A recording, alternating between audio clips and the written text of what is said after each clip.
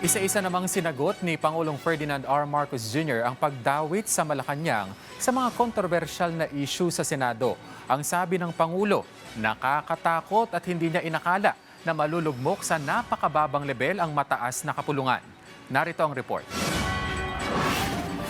Nababahala si Pangulong Ferdinand R. Marcos Jr. sa mga pinakahuling kaganapan sa Senado. Mula sa nangyaring gun-related incident noong May 13 hanggang sa pag-walkout ng minority bloc kamakailan. Malayuan niya ito sa lagay ng Senado noong siya ay senador pa lamang.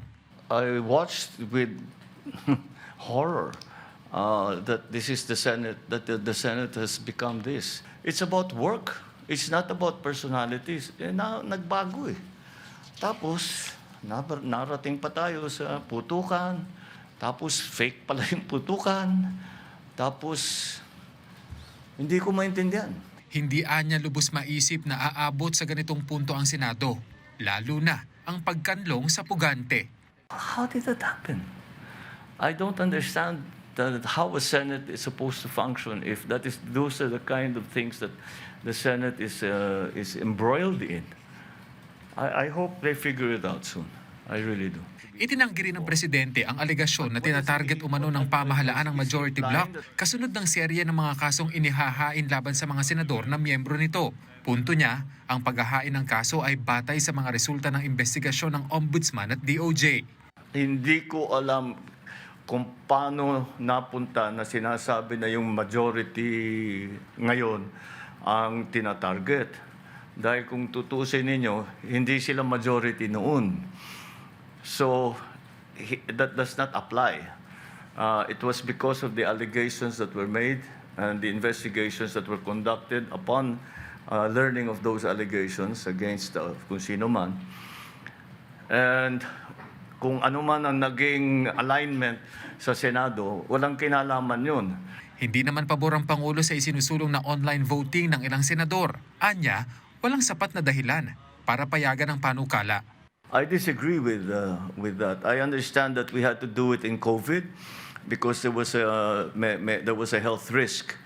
But I do not see any particularly good reason for us to allow it now.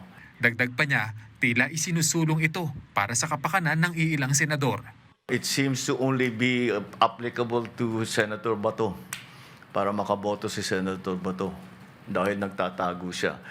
Now, for someone who is actually a fugitive from justice, na hinahanap ng pulis, na hinahanap ng Interpol, at may arrest warrant galing sa ICC, palagay ko, hindi siya dapat magbumoto hanggat dumating siya dun sa Senado. Itinanggi din niya ang sinabi ni Senador Rodante Marcoleta na walang basbas ng Malacanang ang Senate presidency ni Senator Alan Peter Cayetano. Malacanang doesn't give a rubber stamp to the Senate president. Is he implying that I somehow choose the Senate president? I think you ask any senator, ask me as a former senator, I will laugh in your face because that's simply not true. Mariin din niyang pinabulaanan ang mga naging pahayag ng kanyang kapatid na si Senator Amy Marcos na isinusulong umano ng pamahalaan na baguhin ang konstitusyon para mapalawig ang termino ng Pangulo. The truth of the matter is we have never at any point even spoken about this anywhere with anyone at any time. So I don't know. Punto niya, nakasisira ang fake news kaya mas maigian niyang maging maingat sa pinagkukunan ng impormasyon. Kenneth Pasyente para sa Pambansang TV sa Bagong Pilipinas.